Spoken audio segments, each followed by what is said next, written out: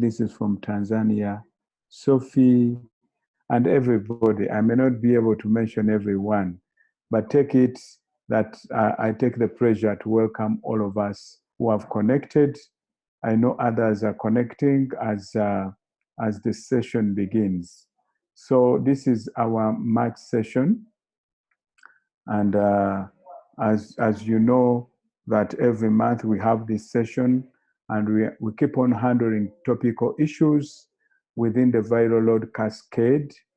And today we are handling something which is a hot discussion around the place of point of care within the framework of centralized testing.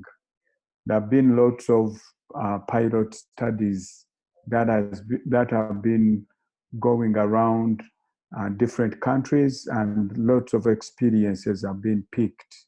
So we are going to be hearing from the experiences that have been picked out of the pilot studies, and how these help countries that are intending to scale up the kind of considerations that they have to make.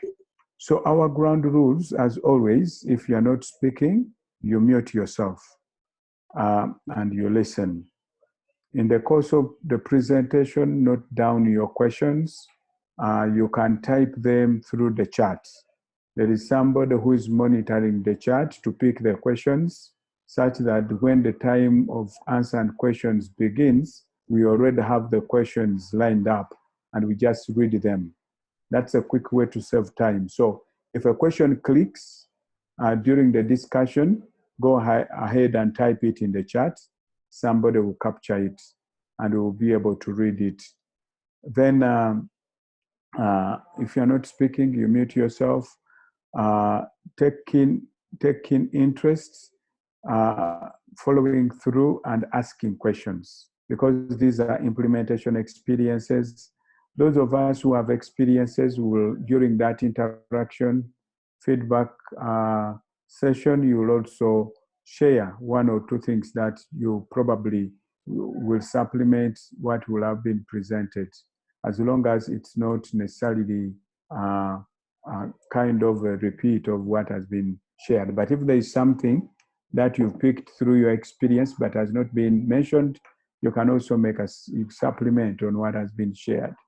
Otherwise, today we are delighted to have a subject matter expert by the names of Jeff from EGPAF. EGPAF has been working with CHA, UNAID, and UNICEF. They have been behind most of the pilot studies that have been happening around POC, especially for EID. And they have picked a lot of implementation experiences that they want to share with us. So I'll take the moment now to invite Jeff to take us on in the next 25 minutes and present the experiences they have picked. Jeff, the floor is yours now. Thank you very much, Charles. Your screen and start the presentation. Mm-hmm.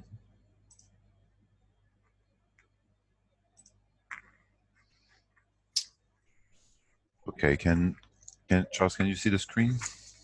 Yes, we can see it. Okay, excellent. Well, thank you very much for the introduction, Charles. Yeah, so today I will be discussing practical consideration for implementing point-of-care testing for early infant diagnosis of HIV specifically.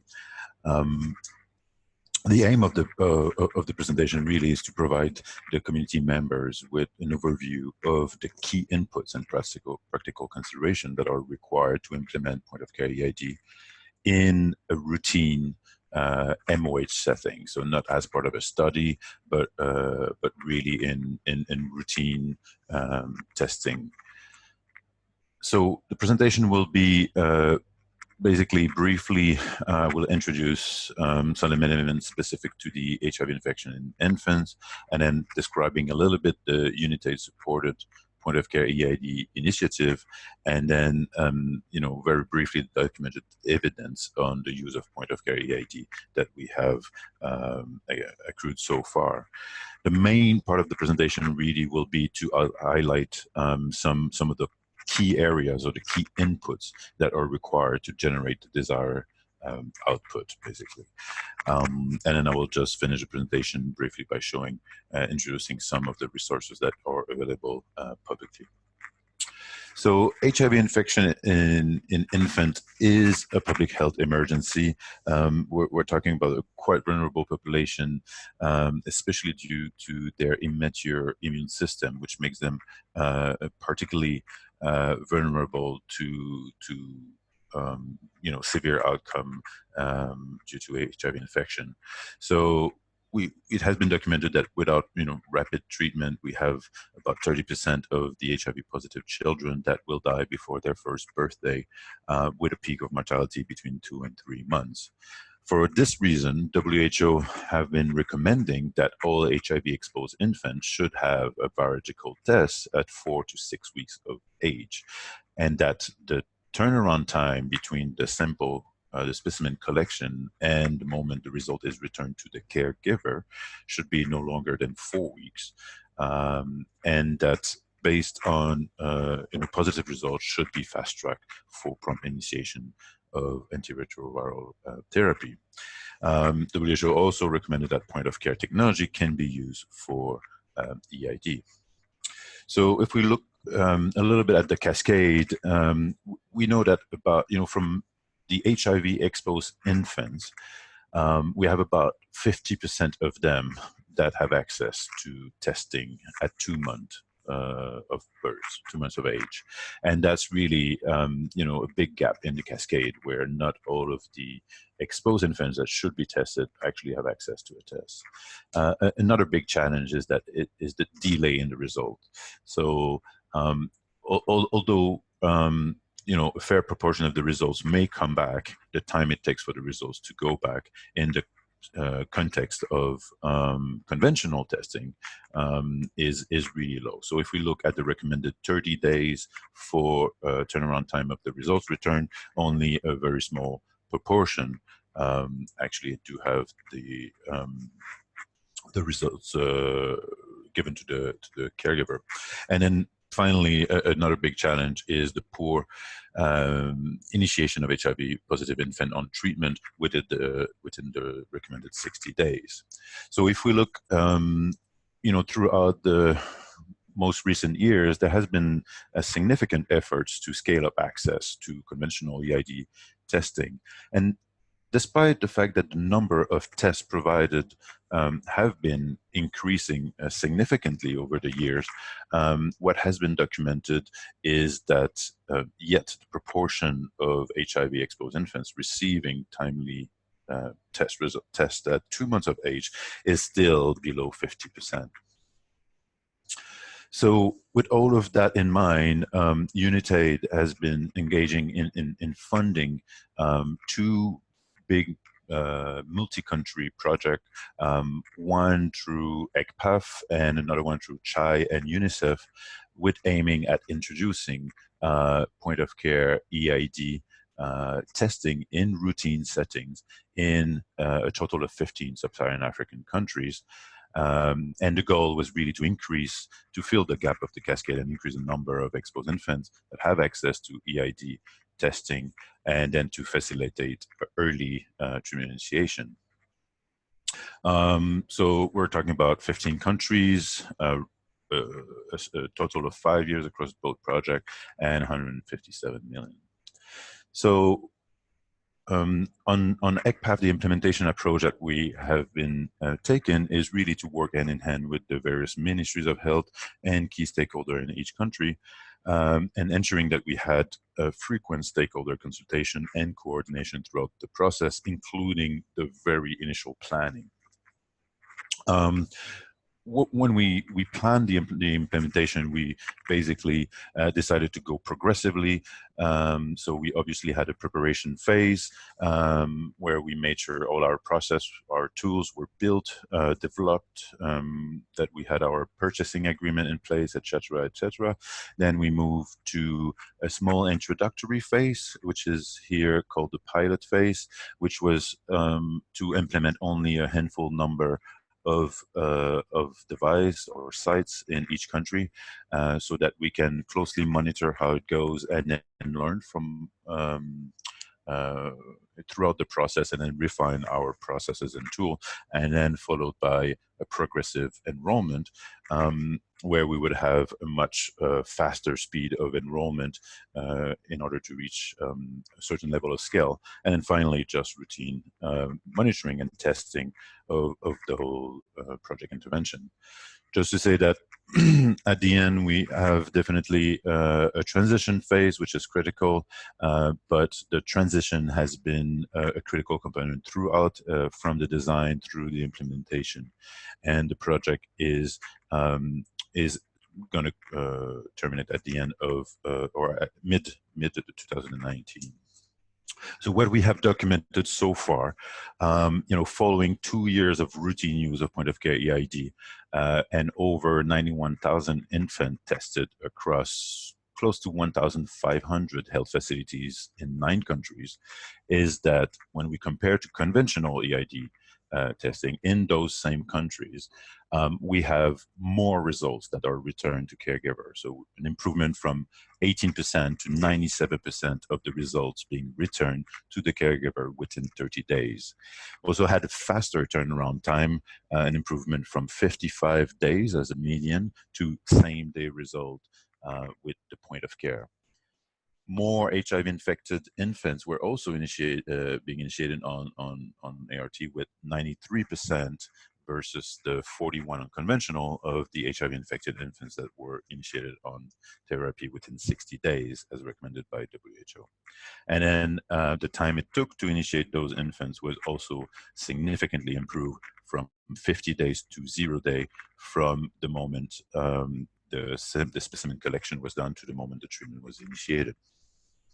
So now leads to the question on how can we achieve that outcome, and what EGPAF, through our implementation model, but also our lesson learned, what have we identified as being really key inputs that are required to result in those positive outcomes.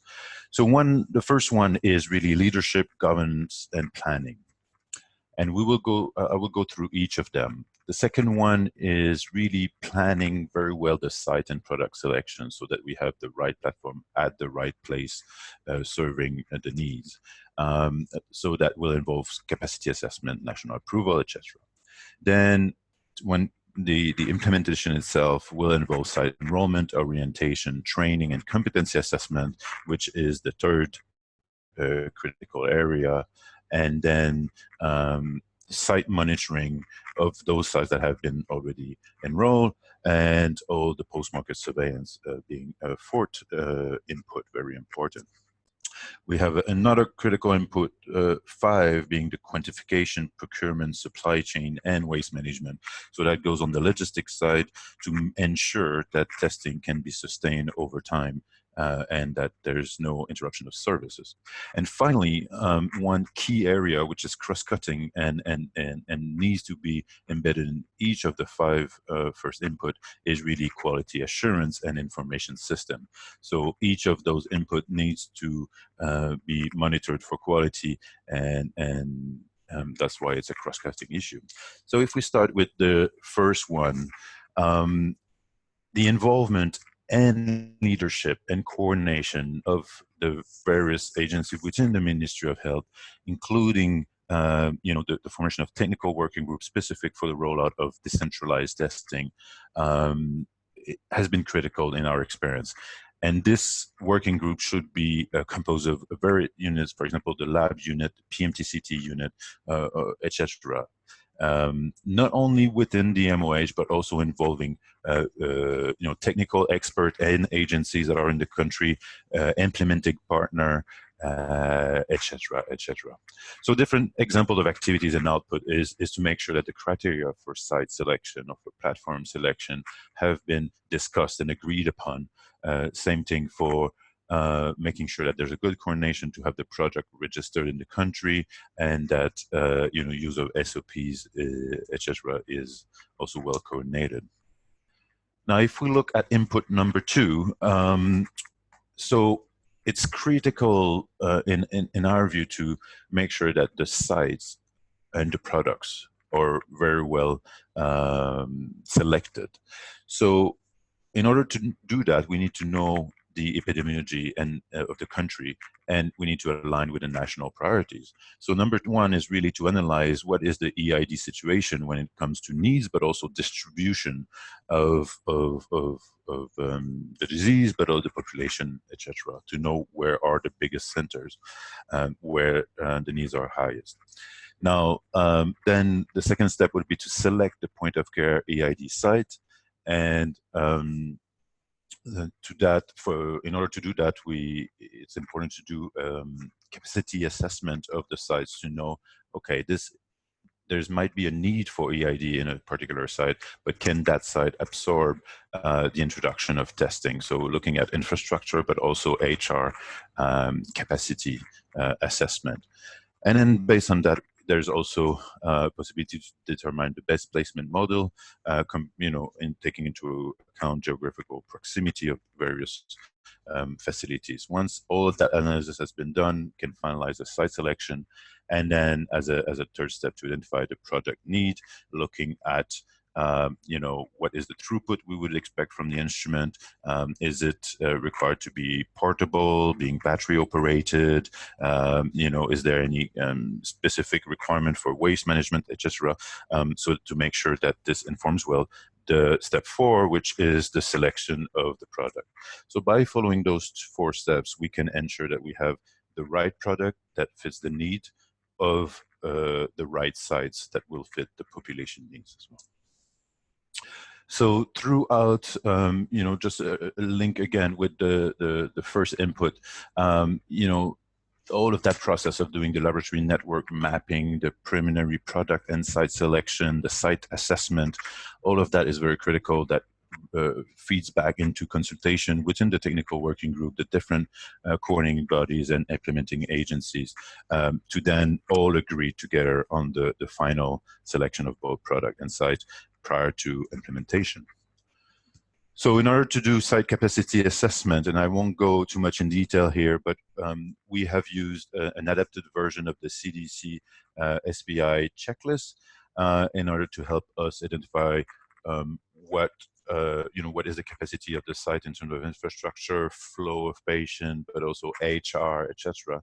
And then based on that, it allows us to do some infrastructure upgrade or some small corrective action to make sure that the site will be either not selected or selected, and site upgrades being performed before starting of the testing. So I mentioned, different placement model. So obviously what we want to do with point of care and decentralizing testing is to increase access to EID. So there's the various models that can be done. Standalone sites is basically the typical model where you have an instrument and you have that health facility that will be testing the individual coming to that facility. There's a multiple entry point sites where we can try to increase the access to EID by ensuring that there's a very good coordination with the different entry points of that same facility. So the pediatric ward and nutrition unit, for example. Another interesting model is the hub and spoke network, is where you have an instrument in a certain facility, and you may also have other facilities that are in close proximity that could basically refer their specimen to the point of care testing site, given that it's a short haul specimen referral. And then finally, integrated testing is basically we'll refer it to multiplexing of instruments, so it's the use of the same instrument for multiple diseases. Now, input 3, site enrollment, orientation, training, and competency assessment. So once we have, selected the platform, the site. We have developed the tools for training and monitoring, and we have ordered the instruments and the cartridges. There's still a number of elements that needs to happen to make sure that the rollout will be done smoothly, but also will be well planned, and that will involve, planning very in much detail what will be the phased enrollment approach, because not all sites will be able to be enrolled on the same day, most likely, and then to take into account the training team and the logistic to make sure that the deployment can be done in a effective way. The in-country supply chain distribution needs to be thought of before as well, and site monitoring activities, it will be a critical component, and we will see that later, to ensure that we have a good eye on the quality of the testing that is happening decentralized. So all of this needs also to be planned. Just here, just one example of if a country goes with the hub and spoke model of short haul specimen transportation, it is possible to use EDTA microcontainer tubes, which allows for both the collection of the specimen using the embedded capillaries, but also the transportation of the specimen, because it's EDTA treated. EDTA treated specimen are stable at room temperature for 24 hours. So the importance of the short haul will enable that. So, in that, it's important to have uniform guidance on how to label and package those specimen. And then another important component is there's a possibility to combine the use of point-of-care EID in the context of a hub and spoke with the use of SMS printers when possible, to have immediate results transmission back to the spoke sites. Orientation and training are key component as well for the rollout. So making sure that before the training, all the various parties at subnational level are well informed and coordinated with the in-country partner, so an implementing partner of that region, for example, and that the system in charge or the various staff in charge at the facility level are well informed of what is the plan, what will be the date, and who should be trained. And it's critical that the selection of the personnel to be trained is well done, so that the trained personnel are the one that will do the day-to-day activity. When it's time to do the installation, the training, and the startup, it will be important to confirm the scheduling, of course, to ensure that you have previously coordinated with manufacturer, because you may need to have manufacturer performing the initial end user training. So these elements will be very important, and you may also want to consider an orientation session on making sure that you train not only people on the instrument itself, but the entire cascade of testing. So from specimen collection, transportation, testing, reporting, waste management, etc., so that the training is comprehensive. Here's just an example of a comprehensive plan. It's quite important to take into account the various elements in the cascade and the various cadre. So all the staff that are involved in close or by far around the EID testing cascade. And this may involve staff from different units or teams. There are a lot of training materials, SOP, job aids that are already available from manufacturers. We also have developed quite a number of material that will help to support the training, and towards the end of the presentation we'll show where this can be found. There's also the need to have standardized competency assessment tool, which can be very useful. So once your program is up and running, you may want to double check that critical elements of the procedure are well respected throughout time, and that your staff is still very competent in doing the testing. So this is just an example using a checklist which will help looking at critical steps like sample collection, handling, labeling, but also cartridge preparation, and then running the test itself and then reporting the results.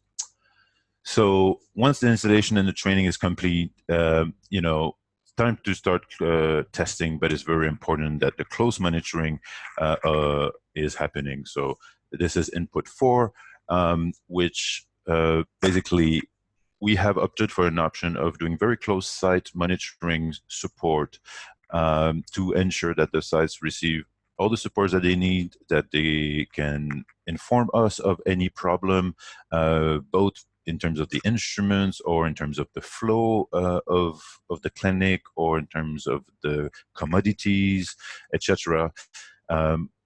We have developed a checklist that helps us to standardize all various elements that are linked to the point of care EID testing, from the commodity management to the testing itself, the reporting, etc., and that helped us to do routine improvement, refresher training, etc., whenever needed. One option that we have opted is that the frequency of the site monitoring can be spared over time, where maybe a few days or week following the installation, the need might be higher than a site that has been operating since 6 months, for example, which is all the processes are very well in place. So human resources to monitor, to perform those site monitoring will become a key consideration as your network grows, but by planning it well, it is very possible. Because we're talking about decentralized network, the use of connectivity is a very cost-effective way to help us doing the remote monitoring of the performance of the decentralized network. It helps us on the quality assurance side. It helps us on the procurement, supply chain management side, but it can also help with linkage to care, for example, with the SMS printer, as I mentioned. Quantification, procurement, supply chain.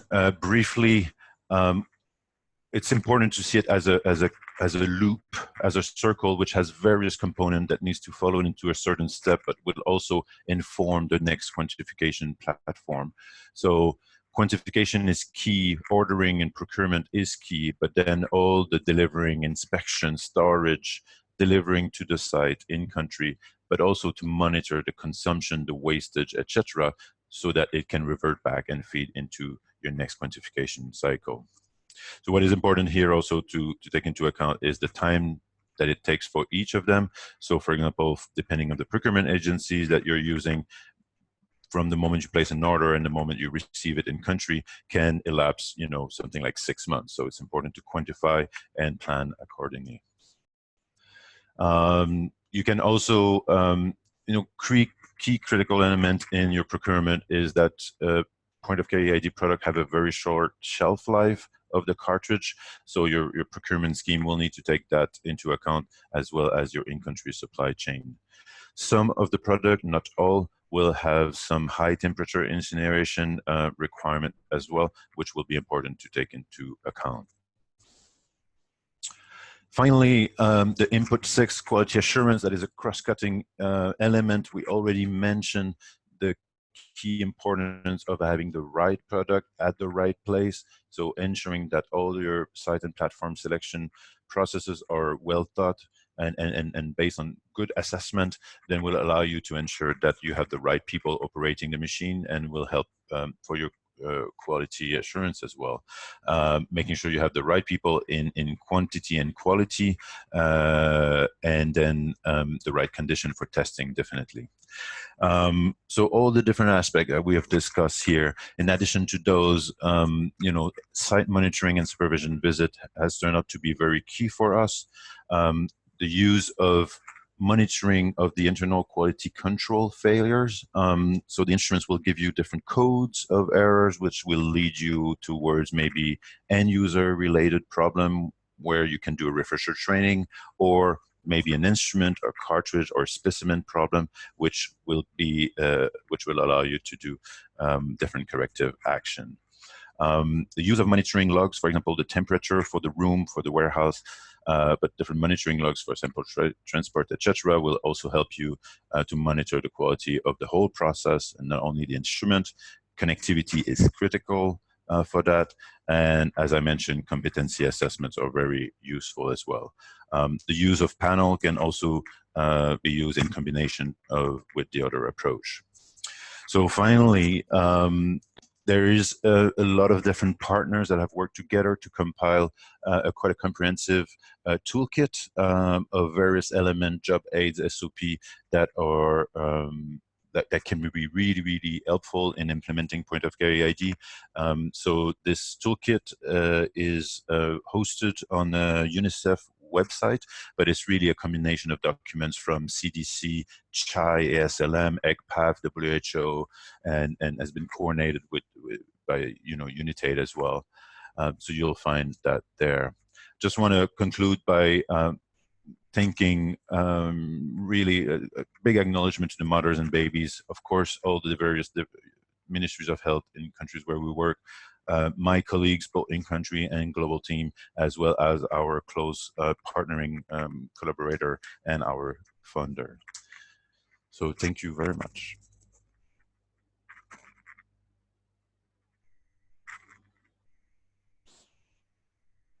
So I think it's been very clear, and we've been following the presentation. I know we have reactions to the presentation, but thank you very much. It was really quite clear and well laid out. So for the sake of the audience, please, I open up this discussion to all of us to react to what has been presented. Thank you very much, Jeff. The rest of the audience, please react.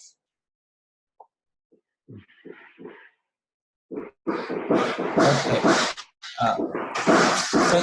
Thank you very much, Dr. Charles. There are some questions in the chat box, and the first question is from Dr. Pasco, and I'll be reading one by one question for the matters of clarity and for the questions to be answered very well. The first one is from Dr. Pasco, and it says, the integrated testing model is interesting when implementing point-of-care testing. However, patients with different diseases, for example, HIV, HCV, and tuberculosis, also follow different entry points to healthcare services. This is linked to the social demographic profiles for each infection. How is this taken into account when instruments are being placed within the tiered network? So that is the question. All these questions are in the chat box, and all of us can see them. But let's allow Jeff to first answer this question, and then we shall proceed with the others. Thank you. Thank you very much, Dr. Pascal.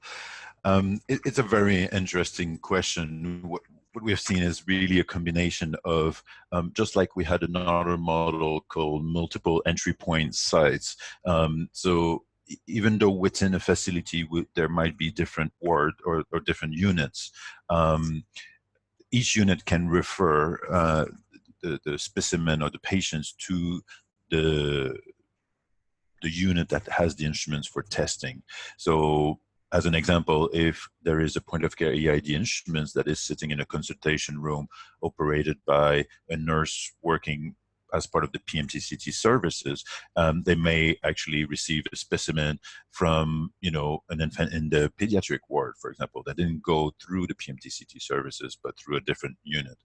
And that has actually helped us having very, very high yields of positivity by combining those entry points. So similarly, when we're talking about integrated testing, and this needs to be well planned, both in terms of where the instruments will be located within the facility, as well as what will be the flow of the specimen, as well as the flow of the staff that will be operating the instruments, in order to make sure that if there is like TB, EID, and HPV, for example, that are all using the same instrument, that the flow, the flow of the patient specimen to be processed, as well as the quantity of each, to make sure that is, in terms of prioritization, that is very well thought and well assessed. It is possible, just like any other analysis where you have maybe the hematology testing done in the lab, or some microscopy which may be referred from different units of the facility. So the integrated testing at the site really is something possible, but needs to be well coordinated. I have, so sorry, thank you, Jeff, for this very informative response. I think that that's very important, the placement within the facility, but my question was rather, you know, in terms of population coverage at a country level or at a region level. For example, HIV for PMTCT, it's, you know, people enter the care a little bit everywhere. But for somebody having hepatitis C, for example, those people will enter specialized care. So there would be no point to place it in a facility where you don't have a gastroenterologist. So, you know, there are those considerations when you want to select the sites where you are going to place your point of care. And that was more the sense of my question. Thank you. Thank you, Pascal. And definitely, I think that, you know, to know your terrain, to know your need, and your epidemiology will be key to help guide in your site selection, and your platform selection, definitely. So looking at the population that you have and the different type of services, and you're totally right, we need to make sure that all of those are taken into account for the best use of the instruments, but also for the maximized impact for the population.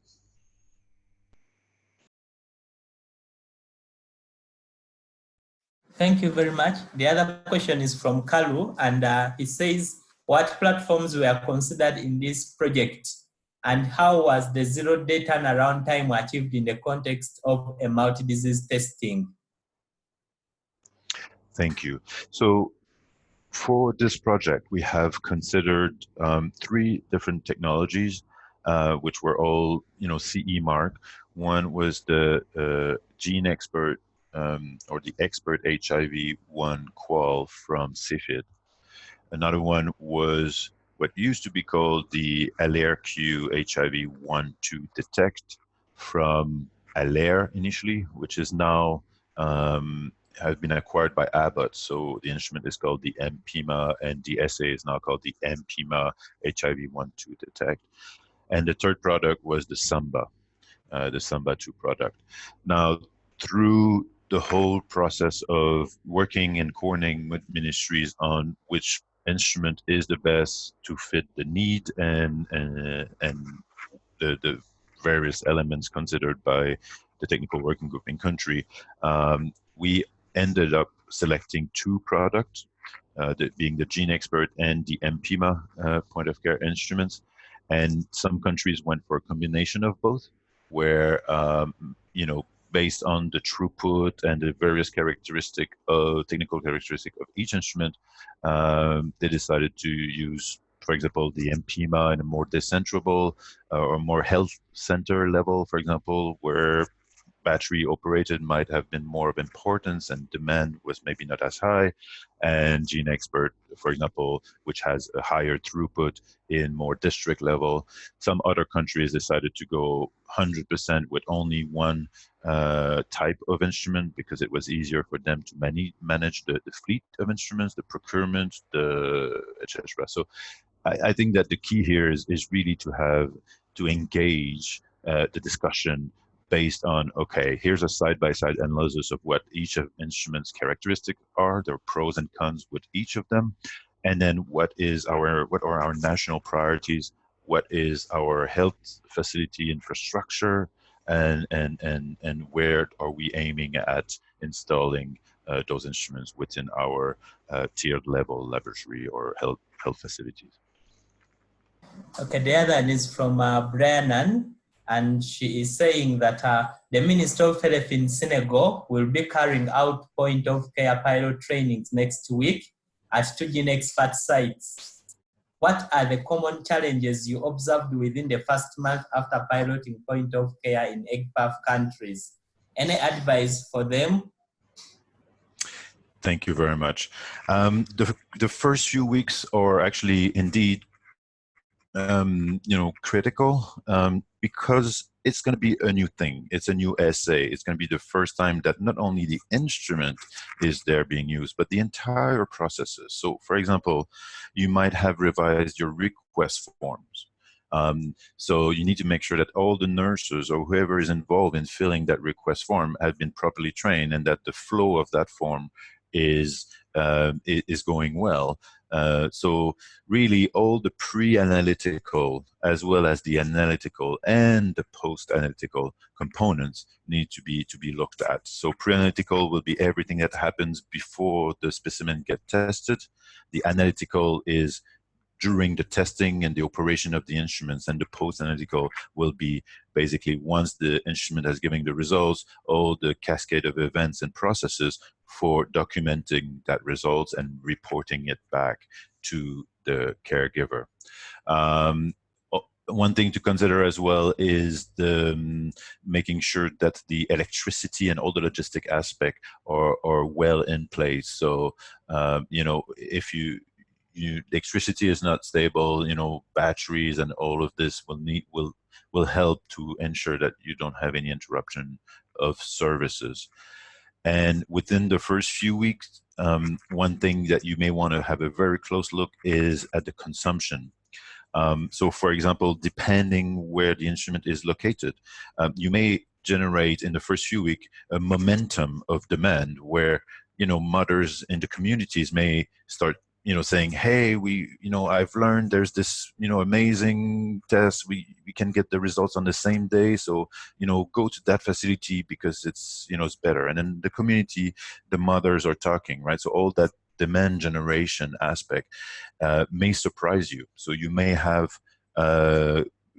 estimated a certain consumption, and then after 4 weeks, you may end up having more than what you expected because of that word to mouth and demand generation. So to closely monitor that and being able to rapidly react if you see an increase by sending another consignment will be key. And then finally, I would say to make sure that you establish very clear lines of communication. So in the event that the site has any questions or any problem, they know who to call. That will actually being able to provide the support requested. Okay, the other question is from Anafi and is asking, can you give your experience on internal quality control error trends in relation to the trainings and staff involved over the life of intervention from pilot to routine implementation? Yeah, thank you. Very, very good question, actually. So we did monitor very closely the IQC failures, so the internal quality control failures. And as I mentioned, there are the failures, each manufacturer, when there is a failure of any of the internal quality control, there will be an error code. Now, the error code, there's a big variety of error codes, and some error codes are known to be associated with end user related errors. So the end user forgot to close the cap of the cartridge or didn't put enough specimen or something like this, right? So by analyzing the frequency of each of the codes, you will be able to assess, oh, okay, maybe I need to do a refresher training. It's not a problem with the machine. It's not a problem with the cartridge. It's really, we need to go back and retrain or something like this. Whereas you may also have, and really it's through monitoring it that you will be detecting it. You may have some peaks of some problem with the instruments, for example, or the cartridges. And in that case, that will trigger all your processes linked to post-market surveillance and reporting back to the manufacturer. So this IQC failure monitoring has been really, really helpful in our hand to also do very targeted intervention, being either contacting the manufacturer or performing a refresher training. So between the pilot or introductory phase and the scale-up phase, we were able to actually maintain the same level of the IQC failure rate, despite the fact that our network moved, increased drastically between the handful number of sites that we had during the first 6 months and now, with close to 300 testing sites. Okay, thank you very much. The other question is from Kalu, and she's saying it will be very helpful to elaborate a little more on the waste management component of point of care testing. Okay, thank you very much. I am aware that has been a specific session on that a few months ago, but what I can say for those maybe who didn't attend it is that depending on the product that you end up selecting, some of them will have some chemical components that are very difficult to dispose of and that are very harmful for the environment and for the human. So more specifically, the HIV viral load and EID cartridges contain a product called GTC, or guanidinium thiocyanate, which have this cyanate compound, which can have a negative impact on the environment. The MPMA product doesn't have it. The Samba product doesn't have it. The GeneXpert TB product doesn't have it.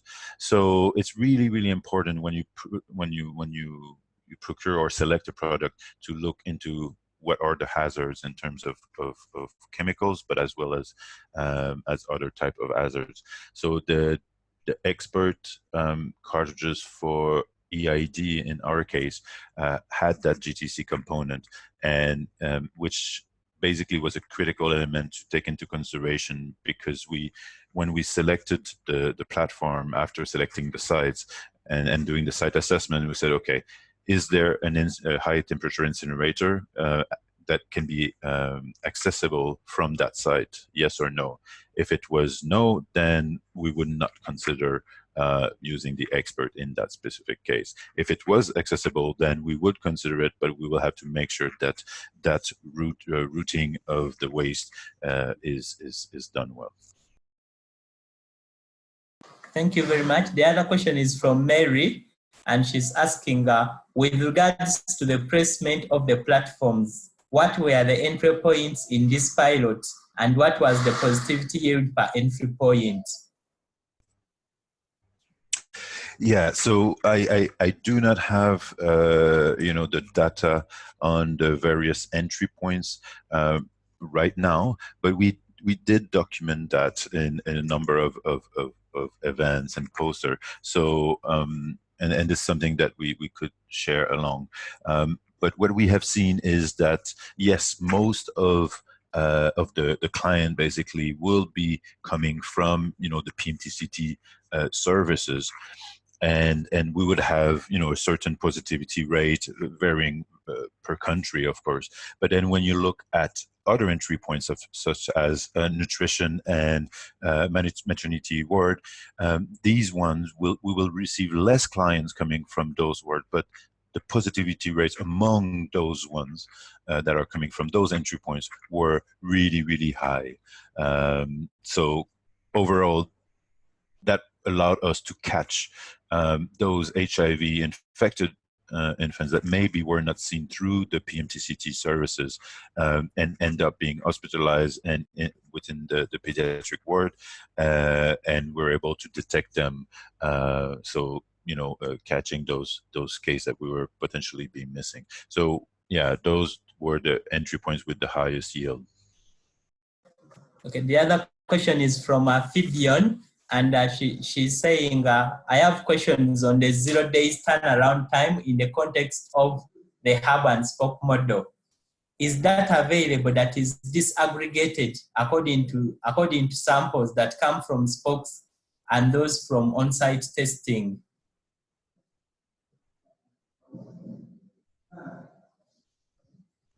Sorry, yes, definitely. So one thing to say is that we have, and let me, So we do have each of the results or basically individualized results.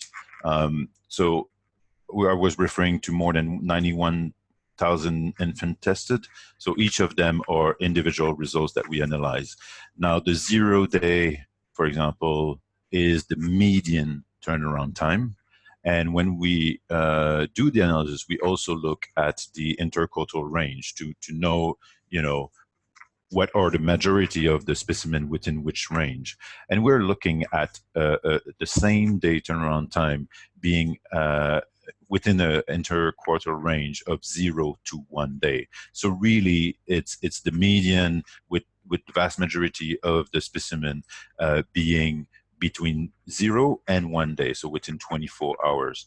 Now, when we look at the difference between hub and spoke, within the spoke, we are at 1 day, well, with 2 days of turnaround time as the median around the spokes only.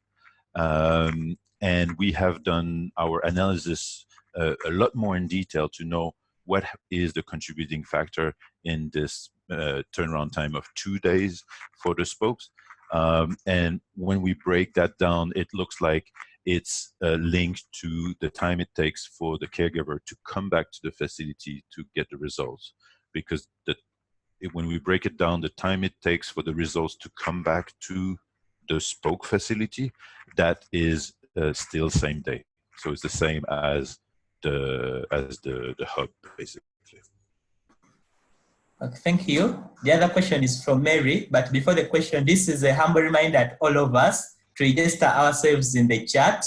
If you are stayed with several other people, kindly register them. For example, here I'm stayed with Sharon and Patrick, and I've registered them in the chat.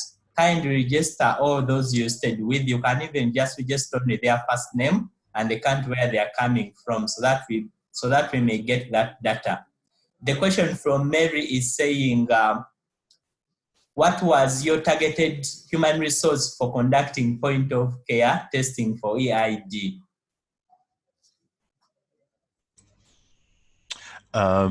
So that's a very interesting question. So we have looked, when we did our site capacity assessment, and we went to the site and we look at what is the flow, what is the HR available. We also look at where will the instrument be placed.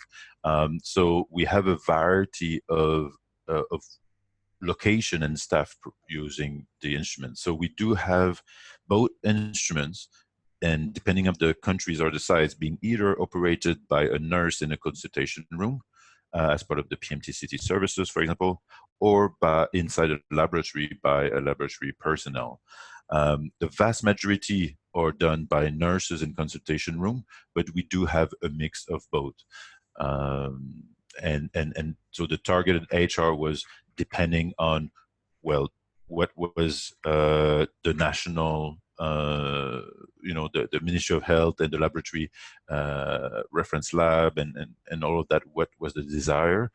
In a lot of countries, the desire was really to maximize on the capacity of the decentralization of the point of care. Therefore, it involved a little bit of task shifting using the nurse.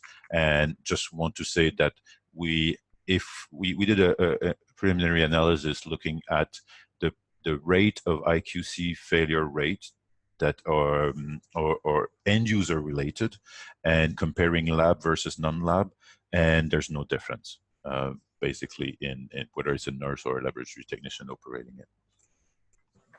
Okay, the other question is from Achambuka, and he is saying a major setback to final transition of point of care testing has been the short shelf life of the cartridge. How has been your experience with convincing ministries of health to take this on despite the difficulty of fitting this into the national distribution systems? Yeah, this is a very, very important component. So first of all, most new product, when they come out on the market, they come out with fairly small shelf life. Just the reality, just because the stability studies of the product are usually live studies. So, from D0 of a product being available on market, it never comes with 2-year stability, because they will not wait for 2 years before marketing the product. So often it comes with, 6 to 9 month shelf life, which hopefully, a year later may grow into a 9 to 12 months, and et cetera, et cetera. So there's always the hope that the shelf life increases. Now, there are some practical realities that there are some components inside the cartridge that maybe with time and exposure will degrade over time, and that will limit the shelf life. So some products have improved their shelf life since they were put on the market, and some have not. So when it comes to convincing the MOH to include into their distribution system, I think it's more of working hand in hand with them for them to fully understand that this is, and diagnostic products in general are very different than drugs. Just like vaccines have their own particularities of cold chain, etc., which are difficult to manage. But at the end of the day, their critical impact is worth doing. So what is important is just to coordinate well and help them identify what are the bottlenecks and how can we plan for them. So we were able to sustain a continuous testing throughout more than 2 years of testing. It's just that we need to refine our processes, taking into account that shelf life. So I think that once that understanding is well understood, but also of the benefit of that product, I think it really helped having an open conversation with the various units of the ministry. Thank you.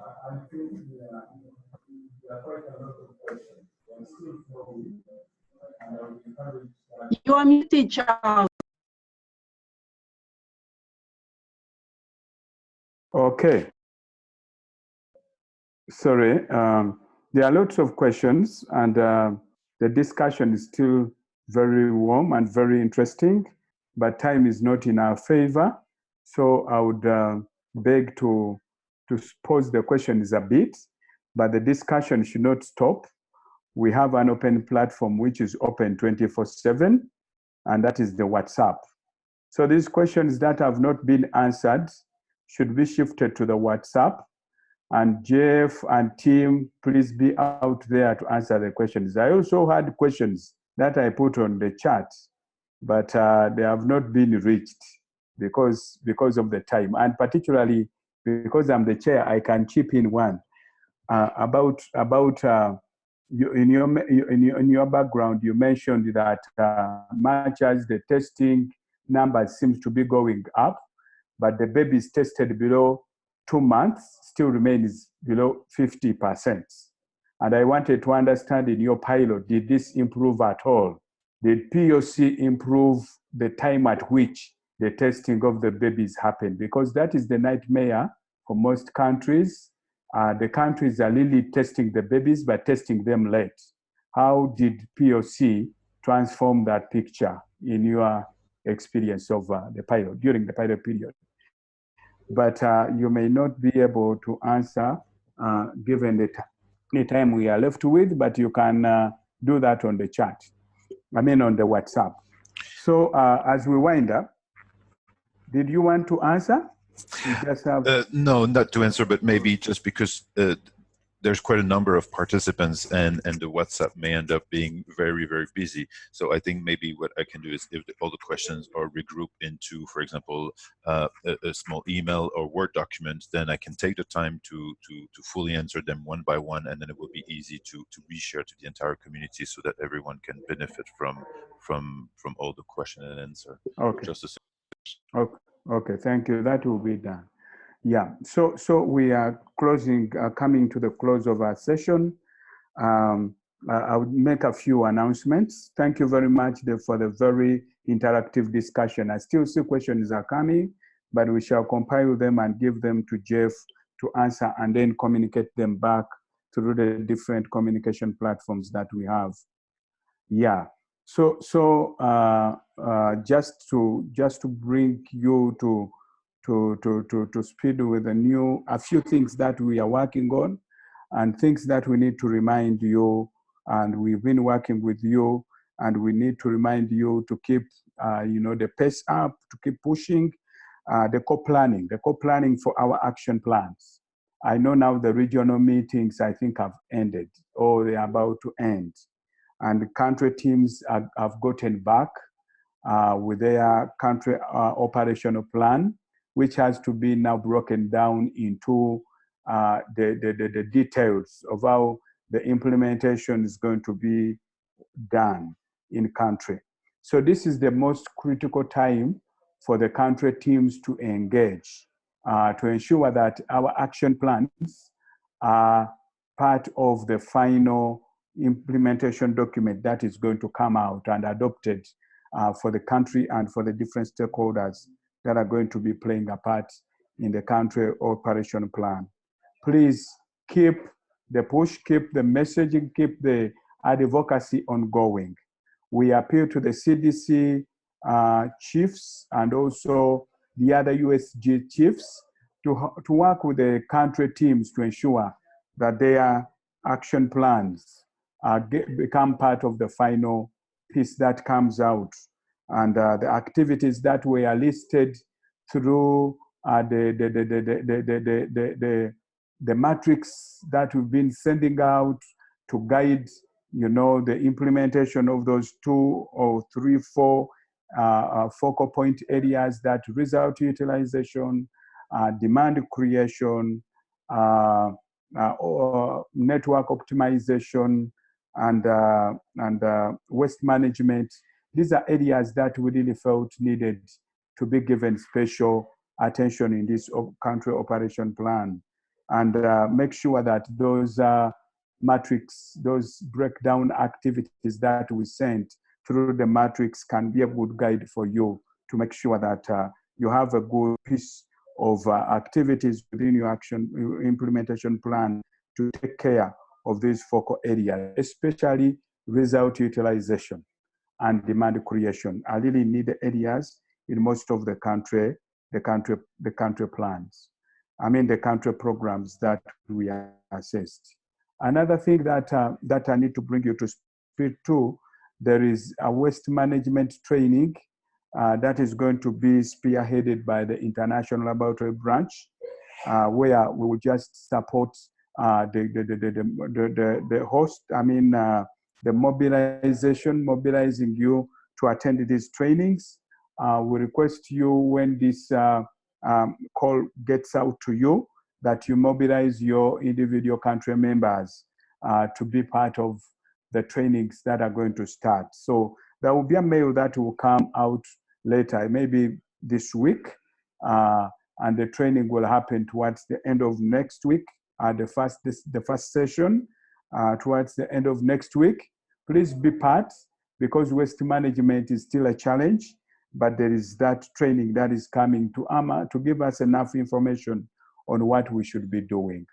We'll also be reaching out to you with the respective country teams, asking you a bit of the impact that you're seeing LabCoP is doing or is having within your individual country programs.